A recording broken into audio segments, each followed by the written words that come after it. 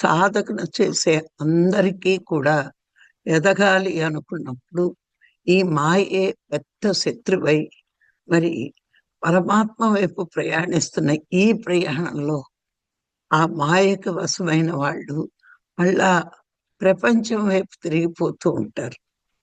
చూడండి, ఇవన్నీ కూడా పరమాత్మ మొట్టమొదటిగా శబ్ద రూపంలో బ్రహ్మదేవుడికి బోధిస్తున్నప్పుడు ఒక మాట చెప్తాడు.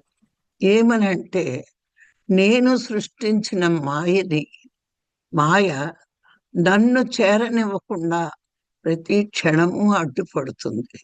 కానీ నన్ను చేరాలి అనుకున్నవాడు మాయని దాటడానికి మరి సాధన ఒక్కటే.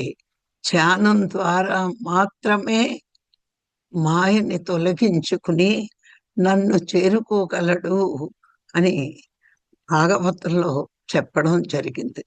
అందుకే సాధన ఎంత ఎక్కువగా చేస్తామో మాయని మనం జయించగలుగుతాం.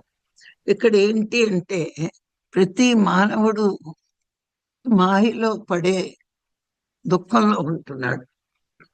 అంటే సత్యం తెలుస్తోంది, ధర్మము తెలుస్తోంది, కానీ దుఃఖం ఎందుకు వస్తుంది అంటే మా మనసు మాయకి వశమై. మరి మానవుడు అంటే మనసుకు బానిస. సాధన చేసే వరకు మనసు ఎలా చెప్తే అలాగే ప్రవర్తిస్తాడు. కానీ ఆ సాధన చేయడం మొదలుపెట్టినప్పుడు ఒక సద్గురువు ద్వారా దుఃఖాన్ని నివారించే మార్గం సాధన అని తెలుసుకున్నా, ఆ సాధనలో అడుగడుక్కి మానవుడికి పరీక్షలు ఉంటూనే ఉంటాయి. ఈ పరీక్షలు ఏంటి అంటే ఆ ప్రకృతి కల్పించిన మాయే.